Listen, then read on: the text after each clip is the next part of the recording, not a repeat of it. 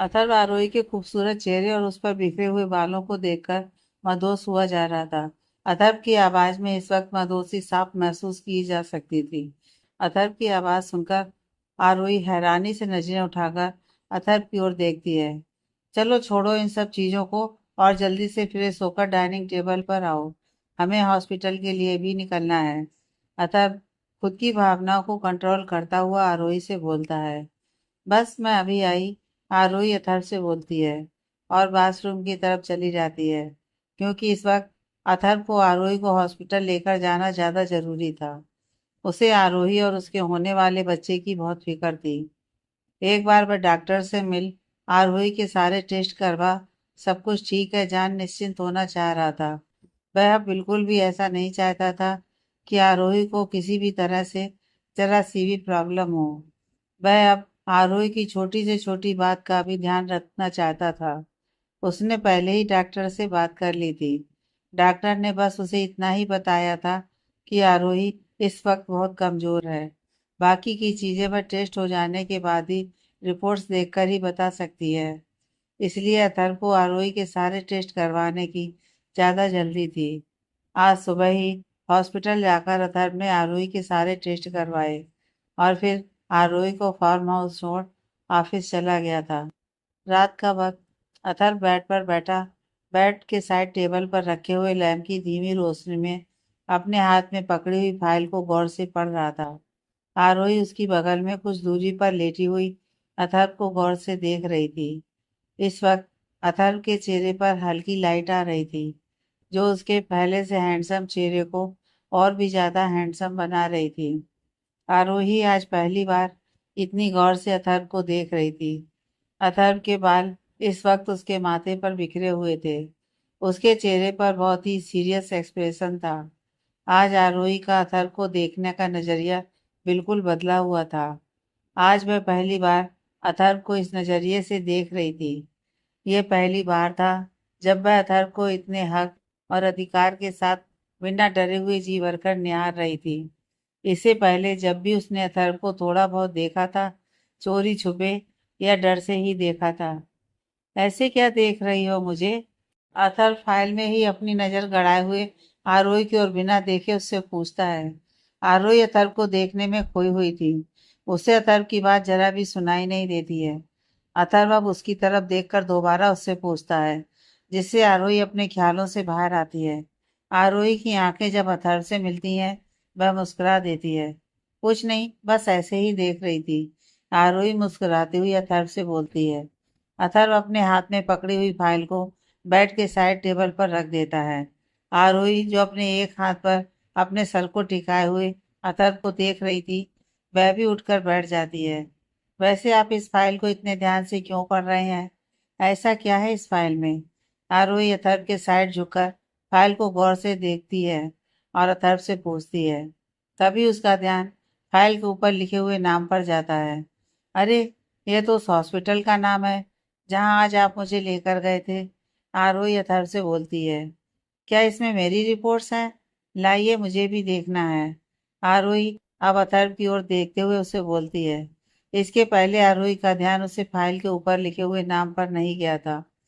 वह बस अथर्व के चेहरे को ही देखे जा रही थी। हाँ, इसमें तुम्हारी वह सारी रिपोर्ट्स हैं जो टेस्ट आज तुम्हारे हुए थे। अथर्व आरोही से बोलता है। अच्छा, लाइए मैं भी देखूं। आरोही हाथ बढ़ाती हुई उस फाइल को उठाने की कोशिश करती है, लेकिन बीच में अथर्व था। आरोही अब अपने बढ़े हुए हाथ को वापस रोक लेती है, क्योंकि उसे फाइल को उठाने के लिए उसे पूरे अथर्व के ऊपर जाना होगा। क्यों? तुम रुक क्यों गई? अपनी आंखों में शरारत लिए हुए अथर्व आरोही की तरफ देखता है। वह कुछ नहीं, बस मेरा हाथ। आरोही इतना बोल अथर्व के चेहरे की ओर देखने लगती है।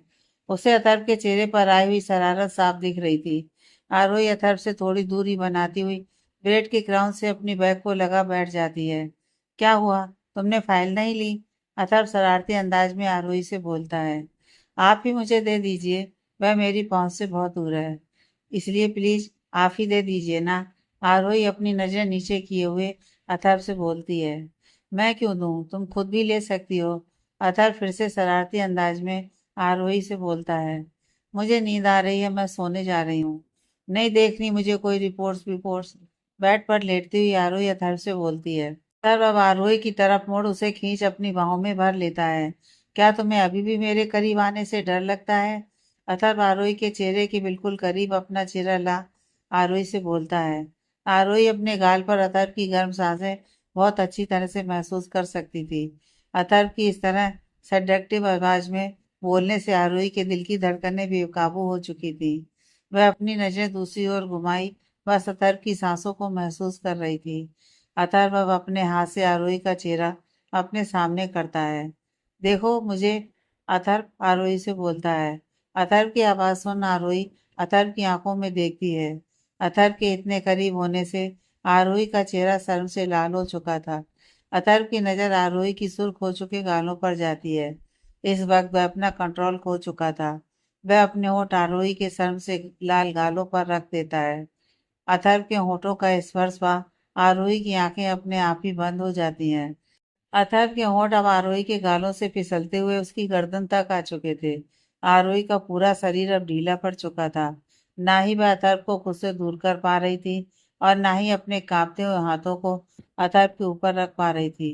अथर्व लगातार आरोही के गले को यहाँ वहां चूमे जा रहा था। अब अपने सिर को ऊपर उठाते हुए आरोही के होठों पर अपने होठ रख उसे चूमने लगता है। आरोही अभी भी आंखें बंद किए हुए अथर्व के हर एक मूवमेंट को महसूस कर रही थी।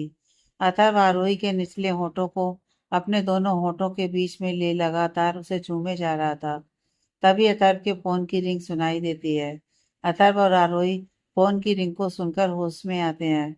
अथर्व अपना हाथ बढ़ा फोन को बिना देखे ही साइलेंट कर देता है और आरोही के चेहरे की तरफ देखता है। आरोही भी अब अपनी आंखें खोल अथर्व को ही देख रही थी। अथर्व बिना वक्त गंवाए फिर से आरोही के होठों पर अपने होठ रख देता है। इस बार आरोही अपनी ताकत जुटाती हुई अपने दोनों हाथों को अथर्व के सर के पीछे रख उसके बालों में अपनी उंगलियां चलाने लगती है।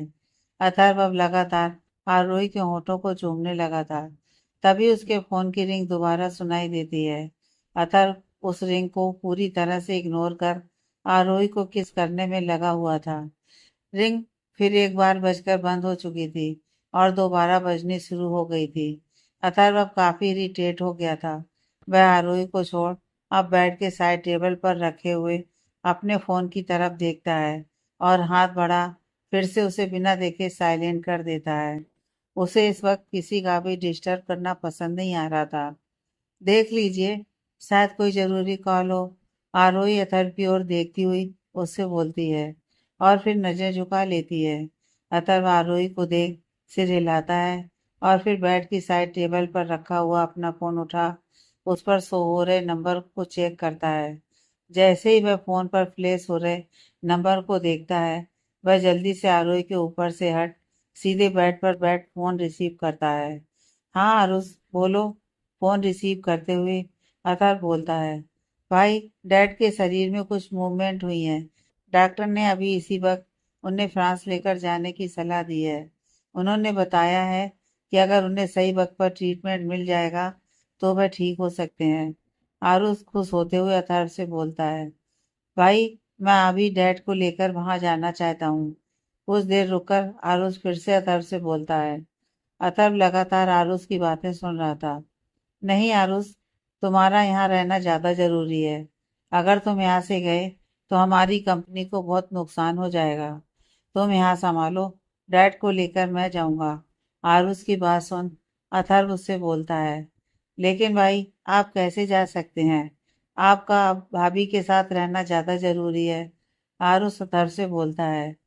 तुम उसकी फिक्र मत करो, मैं सब संभाल लूंगा। तुम बस डैड को फ्रांस ले जाने की तैयारी करो। मैं अभी वहां पहुंचता हूँ। अथर्व आरोही से बोलता है और फोन डिस्कनेक्ट कर देता है। आरोही जो अब तक बेड पर बैठ चुकी थी अथर्व की तरफ देखती है। क्या हुआ? आप अपने डैड को कहाँ लेकर जाने की बात कर रहे हैं? डैड ठीक तो हैं? सवालिया नजरों से अथर्व की तरफ देखती हुई आरोही अथर्व से पूछती है। अथर्व की आधी अधूरी बात को सुनकर आरोही के चेहरे पर परेशानी के भाव साफ दिखाई पड़ रहे थे। डैड ठीक हैं और खुशी की बात यह है कि अभी कुछ देर पहले ही डैड की बॉडी ने मूवमेंट शुरू की है। आरुष ने मुझे बताया। अथर्व आरोही की तरफ देखता हुआ उसे बताता है, अरे ये तो बहुत अच्छी खबर है। मैं कब से डैड के ठीक होने का इंतजार कर रही हूँ। आरोही खुश होकर अपने दोनों हाथों को जोड़ भगवान का शुक्रिया अदा करते हुए आरोही अथर्व से बोलती है, तुम्हारे पास 15 मिनट का वक्त है। तुम्हें जो भी पैकिंग करनी है कर सकती हो। 15 मिनट बाद तुम्हें ड्राइवर के साथ सिंघानिया मेंशन आ जाना है। मैं निकलता हूँ और तुम्हारा वहाँ वेट करूँगा। बेड से खड़ा होता हुआ अथर्व खुद के कपड़े ठीक करता हुआ आरोही से बोलता है। अथर्व की अचानक उसको साथ लेकर इस तरह से जाने की बात सुन आरोही हैरानी से अथर्व की तरफ देख रही थी।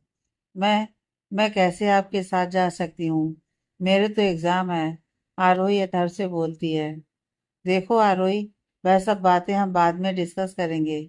अभी तुम्हें मेरे साथ चलना ही होगा। बाकी की बातें हम बाद में सोचेंगे। अभी भी तुम्हारे एग्जाम में कुछ दिन बचे हुए हैं। अथर्व आरोही से बोलता है और दरवाजे की तरफ बढ़ जाता है। लेकिन मैं नहीं आ सकती। बेड से खड़ी होती हुई आरोही अथर्व से बोलती है। आरोही की बात सुन अथर्व जो दरवाजे के बाहर निकलने ही वाला था, उसके कदम वहीं रुक जाते हैं। वह मुड़कर पीछे आरोही की ओर देखता है। आरोही, मैं इस बारे में तुमसे अभी कोई बहस नहीं करना चाहता, ना ही कुछ भी सुनना चाहता हूँ। तुम्हें जो भी पैकिंग करनी है करो, या बिना पैकिंग के ही मेरे साथ अभी चलो। वहां पहुंचकर सारा इंतजाम हो जाएगा। दरवाजे पर खड़ा अतर आरोही की ओर देख उससे बोलता है और आरोही के जवाब का इंतजार करने लगता है। आरोही अभी भी बेड के किनारे पर खड़ी अथर्व की तरफ देखे जा रही थी। उसे समझ नहीं आ रहा था कि वह अचानक क्या करे। आरोही, तो क्या डिस्कस किया है तुमने? तुम अभी मेरे साथ आ रही हो कि पैकिंग करके कुछ देर बाद आओगी? अथर्व दरवाजे पर खड़ा फिर से उससे पूछता है। आरोही अभी भी कोई डिसीजन नहीं ले पाई थी। वह वहीं अपनी जगह खड़ी कंफ्यूजन भरी नजरों से अथर्व की तरफ देख रही थी। अथर्व अब ज्यादा इंतजार नहीं करता है और आरोही की तरफ बढ़ उसका हाथ पकड़ उसे अपने साथ लेकर जाने लगता है, क्योंकि वह आरोही का कंफ्यूजन समझ चुका था। आरोही 2 कदम आगे बढ़ती तो है, लेकिन फिर अपने कदम एक जगह रोक लेती है। अथर्व को अपने हाथों पर खिंचाव महसूस होता है और उसे एहसास होता है कि आरोही आगे नहीं बढ़ रही है। तो वह पीछे मुड़कर फिर से आरोही की ओर देखता है। क्या हुआ? क्या सोचने लगी तुम? आरोही के चेहरे की तरफ देखता हुआ अथर्व उससे पूछता है। आप जाइए, मैं थोड़ी देर बाद आती हूँ। आरोही अथर्व से बोलती है। ठीक है, लेकिन जल्दी करना, क्योंकि हमारे पास ज्यादा वक्त नहीं है। आरोही का हाथ छोड़ते हुए अथर्व आरोही से बोलता है। अथर्व की बात सुन आरोही हाँ में सिर हिलाती है। अथर्व आरोही के करीब आता है और अपने दोनों हाथों में उसके चेहरे को पकड़ गौर से उसे देखता है और उसके माथे को चूम उसकी दोनों हथेलियों को थाम लेता है। जल्दी करना, ज्यादा इंतजार मत करवाना। अब तुमसे और इससे आरोही के पेट की तरफ इशारा करते हुए, दूर नहीं रह पाऊंगा। अथर्व इतना बोल आरोही की दोनों हथेलियों को चूमता है और उसे छोड़ तुरंत वहां से सिंघानिया मेंशन के लिए निकल जाता है। दूसरी तरफ सिंघानिया मेंशन के बैकयार्ड में खाली पड़े हुए बहुत बड़े ग्राउंड में बने हुए हेलीपैड पर खड़े अपने प्राइवेट जेट के पास खड़ा अथर्व आरोही के आने का इंतजार कर रहा था। वह अभी तक नहीं आई थी। अथर्व बार बार अपने हाथ में पहनी हुई घड़ी की ओर बेचैनी से देख रहा था। कुछ देर इंतजार करने के बाद अथर्व अपना फोन उठा आरोही के पास कॉल करता है, लेकिन आरोही फोन रिसीव नहीं करती।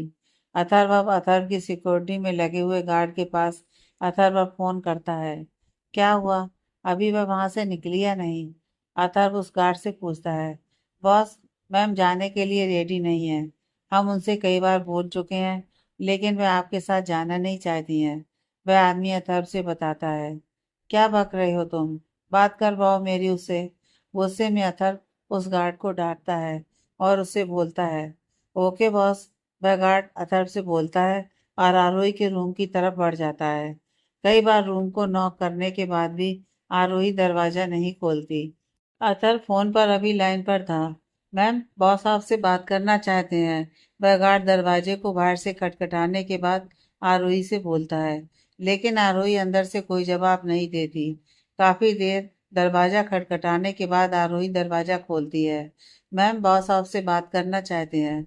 आरोही के रूम के डोर पर खड़ा गार्ड फिर से आरोही से बोलता है और अपने हाथ में पकड़ा हुआ फोन आरोही के सामने कर देता है। आरोही उस गार्ड के हाथ से फोन लेती है। हेलो। आरोही फोन की दूसरी तरफ इंतजार कर रहे अथर्व से बोलती है।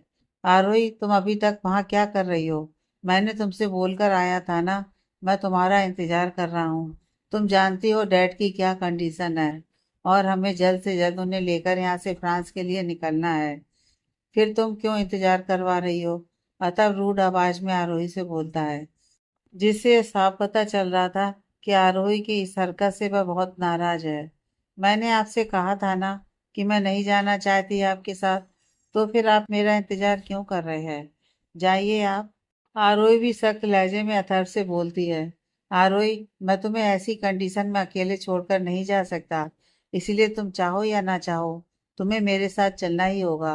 अथर्व रूड वॉइस में आरोही से बोलता है। आप मेरी फिक्र मत कीजिए, आप डैड को लेकर जाइए, मैं अपना ध्यान रख लूंगी। आरोही इतना बोल बिना दूसरी तरफ अथर्व की कोई आवाज सुने फोन डिस्कनेक्ट कर देती है और फोन वापस गार्ड को दे देती है। अब आप जा सकते हैं, आरोही गार्ड से बोलती है और दरवाजा बंद कर लेती है। इधर अथर्व को आरोही के ऊपर बहुत गुस्सा आता है और अपने हाथ में पकड़े हुए फोन पर अपनी पकड़ कसता हुआ वह अपने गुस्से को कंट्रोल करने की कोशिश करता है। लेकिन जैसे उसकी नज़र जेट की तरफ जाती है जिसमें उसके डैड थे, वह सारी बातों को पीछे छोड़ आगे बिना आरोही का इंतजार किए आगे बढ़ जाता है, क्योंकि उसे इस वक्त अपने डैड को लेकर फ्रांस पहुंचना ज़्यादा ज़रूरी था। इधर डोर को बंद करने के बाद आरोही रूम में आती है और बेड पर लेटे लेटे फूट फूट कर रोने लगती है। सॉरी सॉरी सॉरी, काश मैं आपके साथ ही आपकी बात मानकर घर से निकल गई होती। मुझे माफ़ कर दीजिए। मैं जान रही हूँ आपके साथ मेरे ना जाने की वजह से आप बहुत हर्ट हुए होंगे, लेकिन मैं क्या करूं, बहुत मजबूर हूँ, नहीं आ सकी आपके साथ। मुझे माफ कर दीजिए। रोती हुई आरोही बार बार यही बोले जा रही थी। इधर गुस्से में अपने प्राइवेट जेट में बैठा हुआ था, सीट के बैक पर अपने सर को टिका आंखें बंद किए हुए अपने गुस्से को कंट्रोल करने की कोशिश कर रहा था। तुमने ये ठीक नहीं किया आरोही, बहुत गलत किया है तुमने मेरी बात ना मानकर। अतर्व आंखें बंद किए हुए अपने मन में बोलता है। आरोही काफी देर तक बेड पर पड़ी हुई लेटी हुई रोती रहती है। तभी उसके फोन पर किसी की कॉल आती है। काफी देर तक फोन बजने के बाद आरोही अपने आंसुओं को पोंछती हुई बेड पर बैठती है और अपने फोन को उठा बिना उसे देखे अपने कान से लगाती है। वह एक बार भी फोन पर फ्लैश हो रहे नंबर की तरफ नहीं देखती, जैसे उसे पता हो कि यह फोन किसने किया है।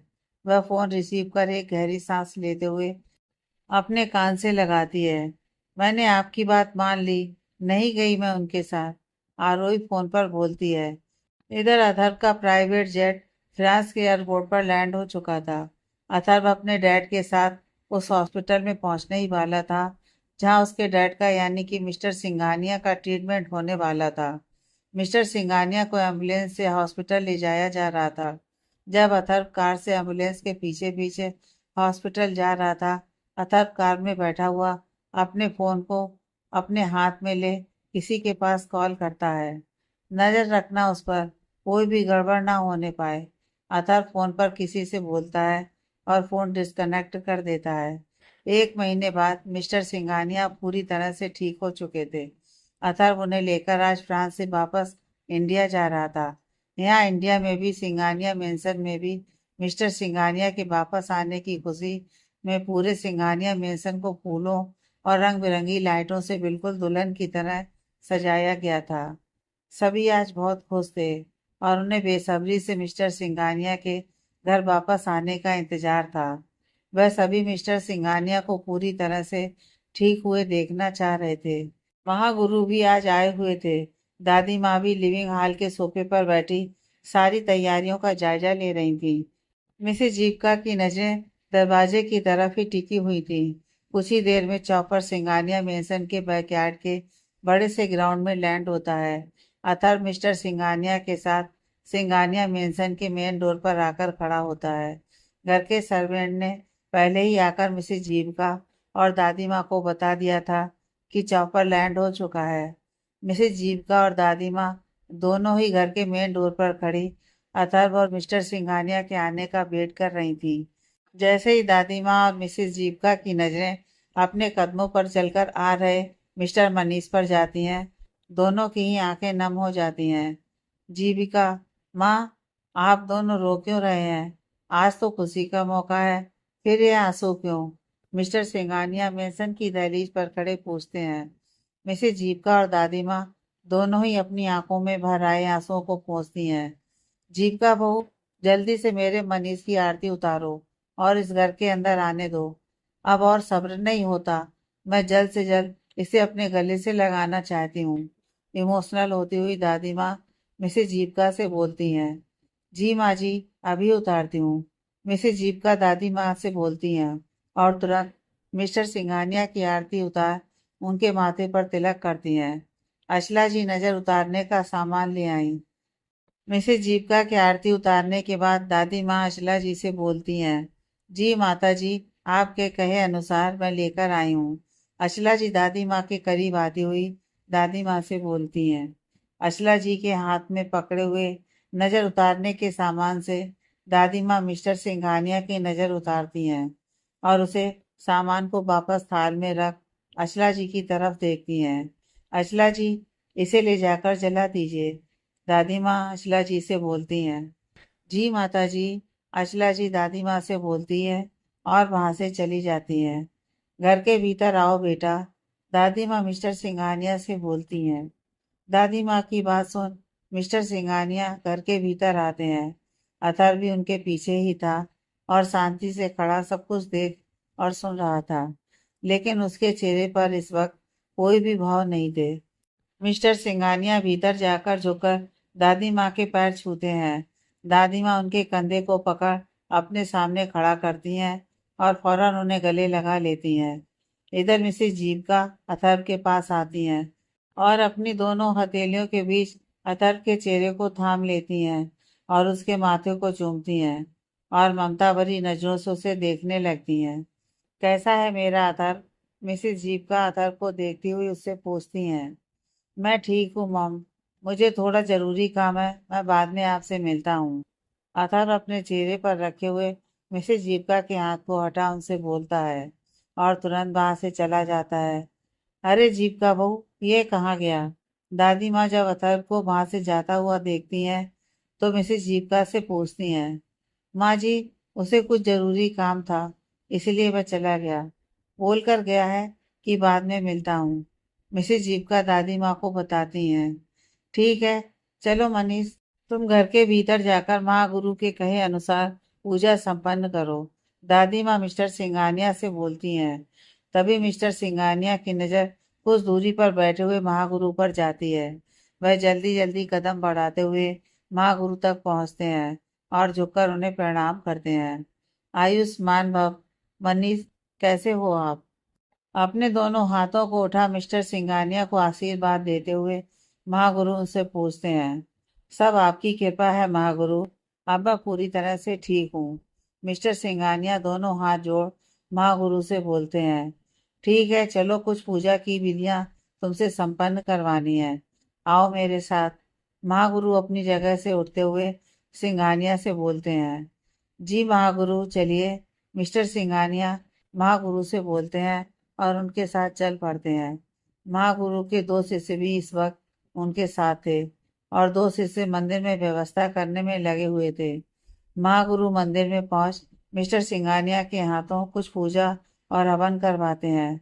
सारी विधियां संपन्न हो जाने के बाद मिस्टर सिंघानिया अपने रूम में आराम करने के लिए चले जाते हैं, क्योंकि अभी भी उन्हें बहुत ज़्यादा चलने फिरने या घूमने की परमिशन नहीं थी।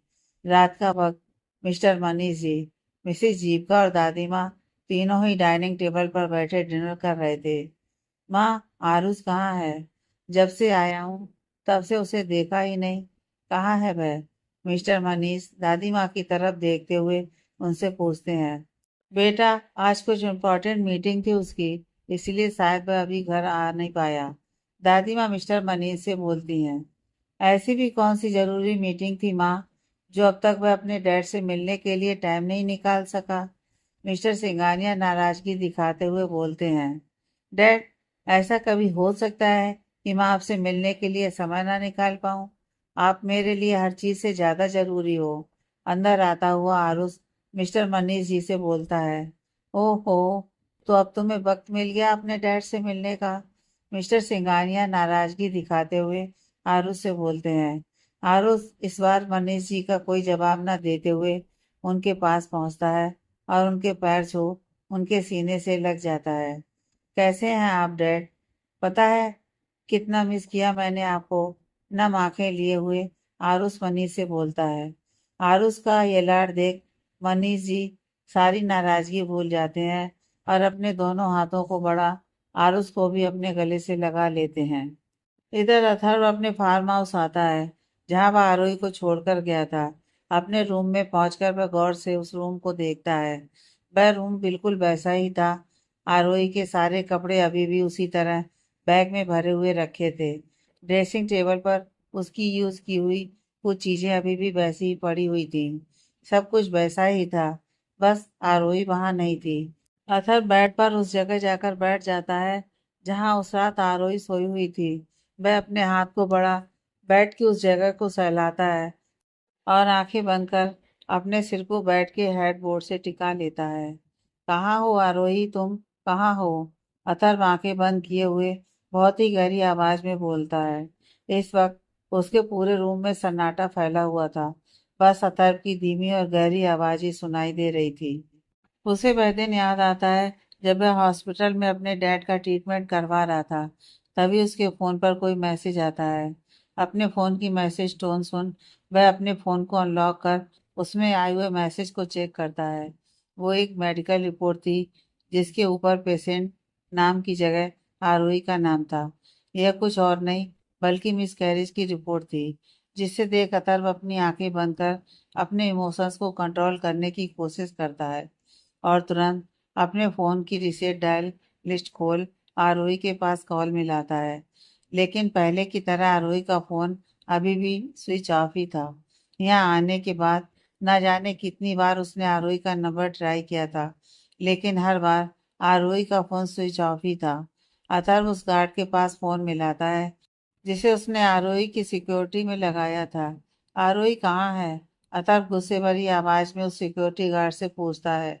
बॉस, मैम इस वक्त हॉस्पिटल में है, गार्ड अथर्व को बताता है। क्या कहा तुमने? वह हॉस्पिटल में है? लेकिन कैसे? अथर्व गुस्से भरी आवाज में गार्ड से पूछता है। बॉस, मैम कल रात सीढ़ियों से गिर गई। हमने आपको फोन भी किया, लेकिन आपका फोन उस वक्त नॉट रीचेबल था।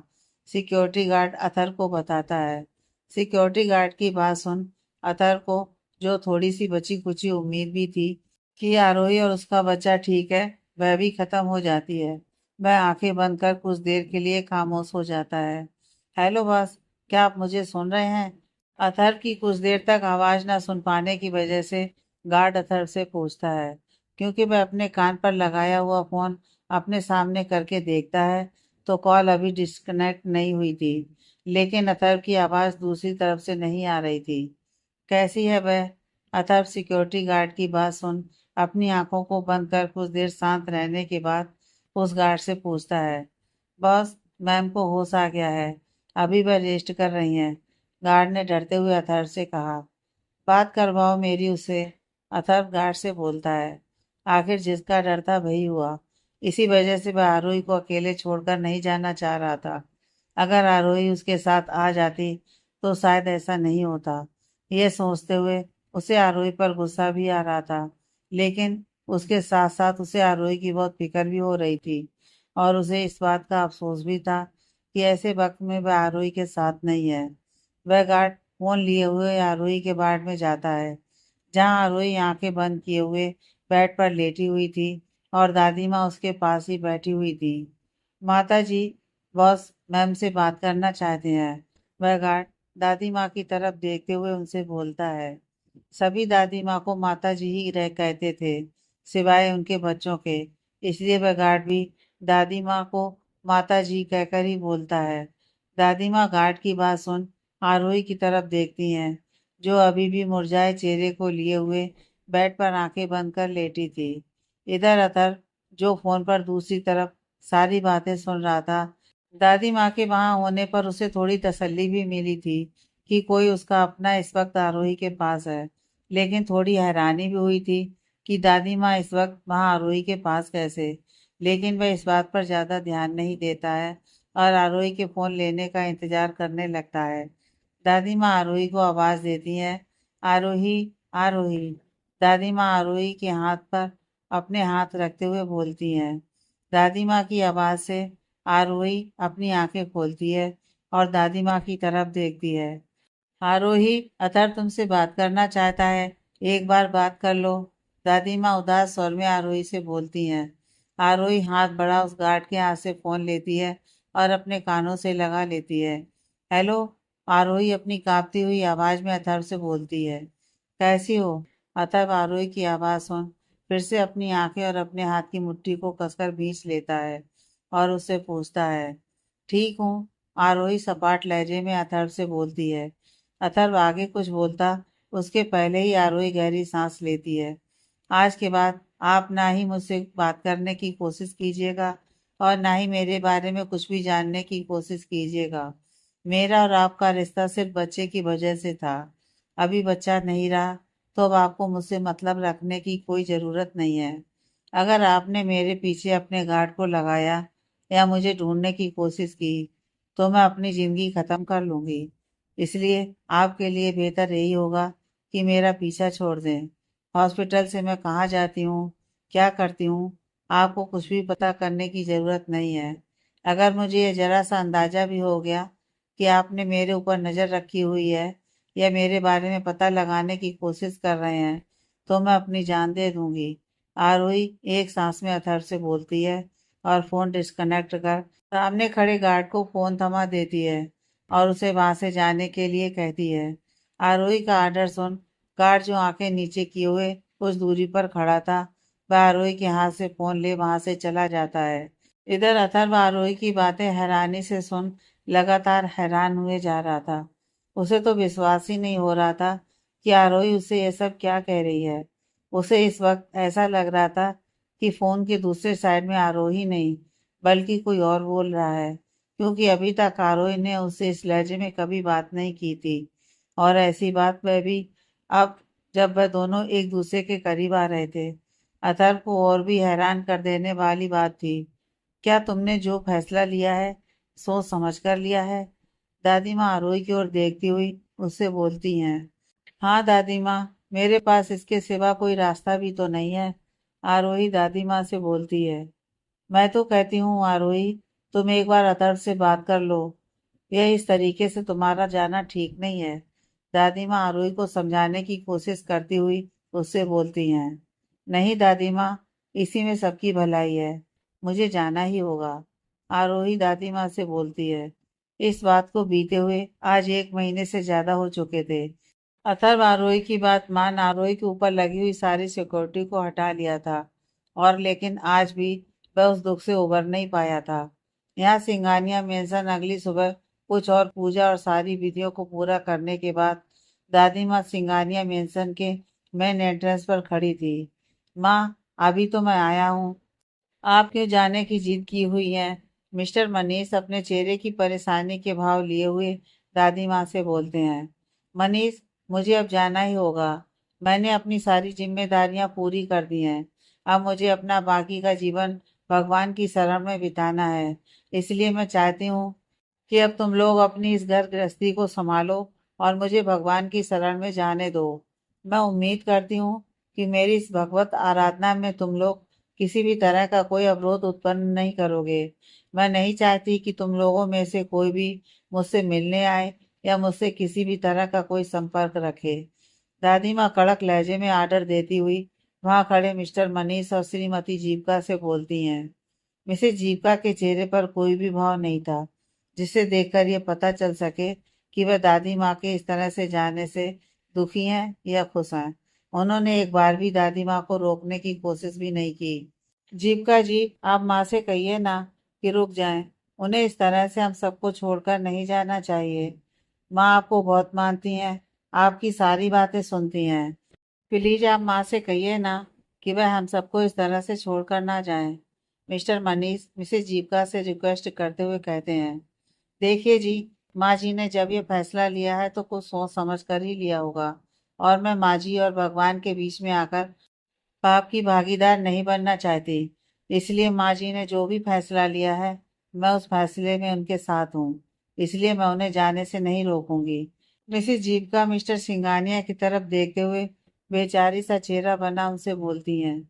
आरुष भी इस वक्त वहीं खड़ा था, जिसे देखकर यह सब पता चल रहा था कि वह दादी माँ के इस तरह से जाने से बहुत दुखी है।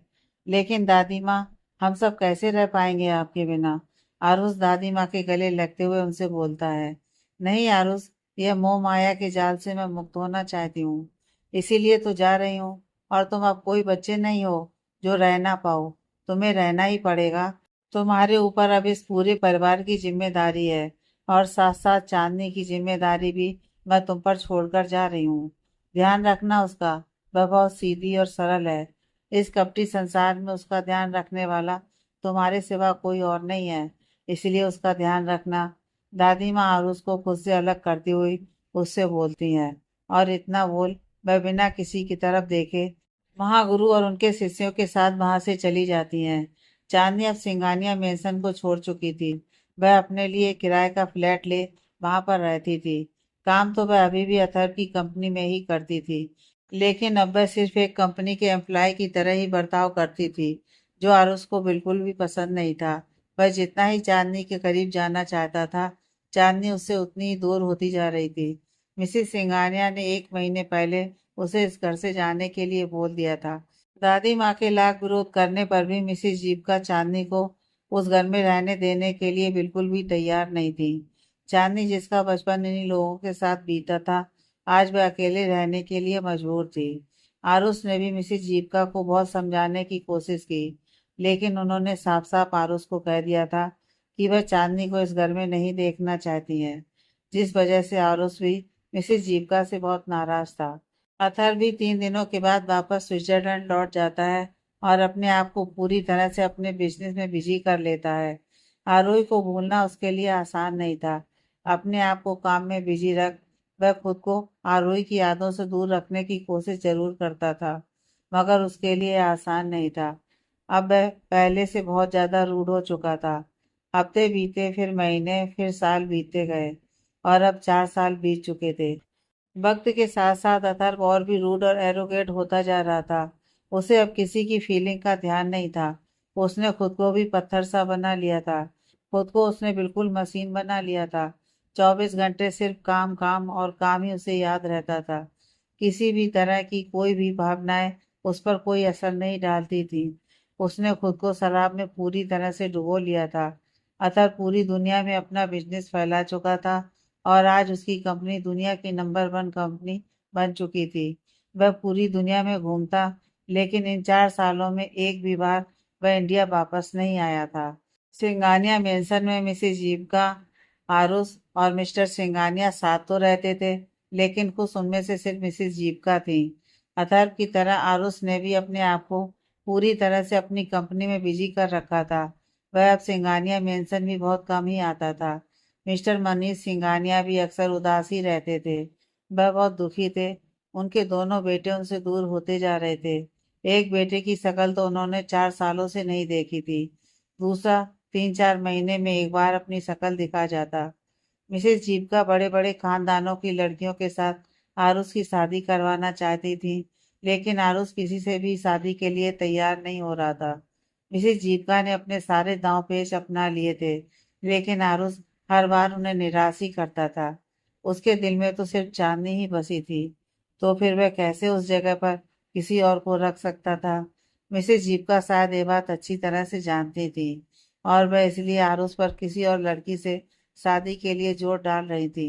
वह नहीं चाहती थी कि चांदनी जैसी गरीब घर की लड़की उनके खानदान की बहू बने, और कहीं ना कहीं आरुष भी मिसेस जीविका की ये बात समझ रहा था, लेकिन वह क्या कर सकता था? चांदी भी तो अब उसे एक्सेप्ट करने के लिए तैयार नहीं थी। उसने लाख कोशिश कर ली थी, लेकिन चांदनी अपनी जिद पर अड़ी हुई थी। उसने साफ साफ आरुष को बता दिया था कि वह आरुष जैसे बड़े खानदानी लड़के को डिजर्व नहीं करती। पर अगर आरुष ने उसकी कंपनी में अप्लाई की तरह अगर उसे बर्ताव नहीं किया तो वह कंपनी छोड़कर चली जाएगी। आरुष भी अब चांदनी के आगे मजबूर हो चुका था, लेकिन वह किसी भी हाल में यह नहीं चाहता था कि चांदनी उसकी आंखों से दूर जाए। भले ही अब वह उसके घर में नहीं रहती थी, लेकिन उसे अपने ऑफिस में देख वह तसल्ली पा लिया करता था कि चांदनी उसकी आंखों के सामने तो है। मिस्टर सिंघानिया भी मिसेस जीविका के इस बदले हुए रूप को देखकर बहुत हैरान थे। ऐसी तो उनकी जीविका कभी नहीं थी। वह तो पूरे परिवार को एक साथ जोड़कर रखने में विश्वास करती थी, फिर ये अचानक कैसे बदल गई। सिंघानिया मेंशन के गार्डन में चेयर पर बैठे हुए मिस्टर सिंघानिया यही सोच रहे थे। तभी उनके पीछे से आवाज आती है, डैड आप इतनी धूप में यहाँ क्यों बैठे हुए हैं? मिस्टर सिंघानिया की तरफ बढ़ते हुए आरुष उनसे पूछता है।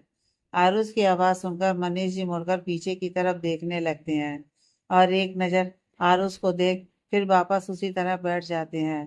डैड मैंने सुना आप अपनी मेडिसिन नहीं ले रहे हैं। उनके बगल की चेयर पर बैठता हुआ आरुष फिर से उनसे पूछता है। किस लिए मेडिसिन लूं मैं? मनीष जी अपने चेहरे को दूसरी तरफ घुमाए हुए आरुष से बोलते हैं। डैड मेडिसिन किस लिए लेते हैं? ठीक होने के लिए। और अगर आप मेडिसिन नहीं लेंगे तो ठीक कैसे होंगे? आरुष मनीष जी से बोलता है। जरूरत क्या है मुझे ठीक होने की? एक बेटा है, उसे मेरी कोई फिक्र नहीं है। 4 सालों से न जाने कौन से देश में जाकर बैठा है। दूसरा कभी कभार अपनी शक्ल दिखा देता है, तो अब मैं मेडिसिन लेकर क्या करूंगा? किसके लिए ठीक हूँ? मनीष जी नाराजगी दिखाते हुए आरुष से बोलते हैं। सॉरी डैड, कंपनी के कामों में बहुत बिजी हो गया हूँ। फिर भी आपसे प्रॉमिस करता हूँ कि आपके लिए टाइम जरूर निकालूंगा। आरुष मनीष जी के पैर पर अपने हाथ रखते हुए उनसे बोलता है। क्या तू मेरी एक और बात मानेगा? मनीष जी मुड़कर आरुष की तरफ देखते हुए उसे बोलते हैं। हाँ डैड आप कहकर तो देखिए। आरुष मनीष जी से बोलता है। तू चंदू को लेकर आएगा? मुझे उसकी भी बहुत याद आती है। नम आंखें लिए हुए मनीष जी आरुष से बोलते हैं। मैं कोशिश करूंगा डैड, लेकिन वह यहाँ आने के लिए तैयार नहीं होगी। आप तो जानते हैं माँ ने उसे किस तरह से इस घर से निकाला था। उदासी भरी आवाज में आरुष मनीष जी से बोलता है। हाँ जानता हूँ। तू ऐसा कर, मुझे उसके पास लेकर चल। ये जीविका तो मुझे कहीं जाने ही नहीं देती। तू अपने साथ लेकर चलेगा तो नहीं रोकेगी? मनीष जी आरुष से रिक्वेस्ट करते हुए बोलते हैं। मनीष जी की यह हालत देखकर आरुष बहुत दुखी हो रहा था। उसके डैड कैसे हुआ करते थे, इस शहर के साथ साथ पूरे इंडिया में उनके नाम का दबदबा था। उनकी एक आवाज पर घर से लेकर कंपनी तक सारे लोग सहम जाते थे। लेकिन आज उनकी क्या हालत हो गई थी। उसे इस वक्त अपनी मॉम मिसिस जीविका पर बहुत गुस्सा आ रहा था। उन्होंने इस फैमिली को क्या से क्या बना दिया। तभी एक सर्वेंट अपने हाथ में ट्रे लिए हुए वहां आता है, जिसमें पानी और मेडिसिन रखी हुई थी, जिसे आरुष ने ही मनीष जी के पास आने से पहले सर्वेंट को लेकर आने के लिए कहा था। डैड पहले आप यह मेडिसिन ले लीजिए, फिर मैं आपको चंदू के पास लेकर चलूंगा। आरुष मनीष जी से बोलता है। आरुष के बोलते ही मनीष जी उस सर्वेंट के हाथों में पकड़ी हुई ट्रे से मेडिसिन और पानी का गिलास ले तुरंत मेडिसिन खा लेते हैं। इसे देखकर आरुष के चेहरे पर स्माइल आ जाती है। चल तो, मनीष जी चेयर से उठते हुए आरुष से बोलते हैं। ओके डैड चलिए हम चलते हैं। आरुष अपने हाथों से मनीष जी को अपने हाथ से आगे बढ़ने का इशारा करते हुए उनसे बोलता है। मनीष जी आगे आगे चलने लगते हैं और आरुष उनके पीछे पीछे। कुछ ही देर में दोनों कार से चांदनी के फ्लैट पर पहुंचते हैं। तू मुझे यहाँ लेकर क्यों आया है? कार से निकलते हुए मनीष जी आरुष से बोलते हैं। डैड चंदू आज ऑफिस नहीं आई थी, इसलिए मैं आपको उसके फ्लैट पर लेकर आया हूँ। आरुष मनीष जी को बताता है। क्यों, वह ऑफिस क्यों नहीं आई? आरुष के साथ आगे बढ़ते हुए मनीष जी फिर से आरुष से सवाल करते हैं। पता नहीं डैड, आरुष मनीष जी से बोलता है। तुझे पता करना चाहिए था। तूने उसे फोन करके पूछा क्यों नहीं? मनीष जी आरुष से पूछते हैं। डैड वह मेरा फोन रिसीव भी कहाँ करती है, जो मैं उससे कुछ भी पूछूं? उदासी भरे लहजे में आरुष मनीष जी से बोलता है। कुछ ही देर में वह चांदनी के फ्लैट के सामने पहुंच डोरबेल बजाते हैं। कुछ देर में चांदनी डोर खोलती है और अपने सामने मनीष जी को देखती है। अरे अंकल आप? खुश होती हुई चांदनी मनीष जी से बोलती है, लेकिन मनीष जी के पीछे खड़े आरुष को देख उसके चेहरे पर आई मुस्कान वापस लौट जाती है। कैसी है तू चंदू? मनीष जी चांदनी के सिर पर हाथ रखते हुए उससे पूछते हैं। बिल्कुल ठीक हूँ अंकल। झुककर मनीष जी के पैर छूती हुई चांदनी उनसे बोलती है। अंकल आप बैठिए, मैं अभी आपके लिए आपकी फेवरेट चाय बना कर लाती हूँ। चांदनी मनीष जी से बोलती है और किचन की तरफ चली जाती है। आरुष उसे अभी भी डोर पर खड़ा देख रहा था। चांदनी उसे पूरी तरह से इग्नोर कर रही थी। कुछ ही देर में वह अपने हाथों में ट्रे लिए हुए जिसमें चाय की कप रखे हुए थे लेकर सोफे के पास आती है जहाँ मनीष जी बैठे हुए थे। उसे वहां आरुष दिखाई नहीं देता। वह इधर उधर नजरें घुमाकर आरुष को ढूंढने लगती है। बेटा वह अंदर गया हुआ है, किसी से फोन पर बात करते हुए। मनीष जी चांदनी से बोलते हैं। मनीष जी की बात सुन चांदनी वही मनीष जी के पास ही सोफे पर बैठ जाती है। और बताइए अंकल कैसे हैं आप? चांदनी मनीष जी के हाथों में चाय का कप थमाती हुई उनसे पूछती है। कैसा रहूंगा तुम सबके बिना? तुम लोग तो मुझे छोड़कर चले आए। अब वह घर मुझे काटने को दौड़ता है। उदास होते हुए मनीष जी चांदनी से बोलते हैं। मनीष जी की बात सुन चांदनी भी उदास हो जाती है। आगे की कहानी नेक्स्ट पार्ट में।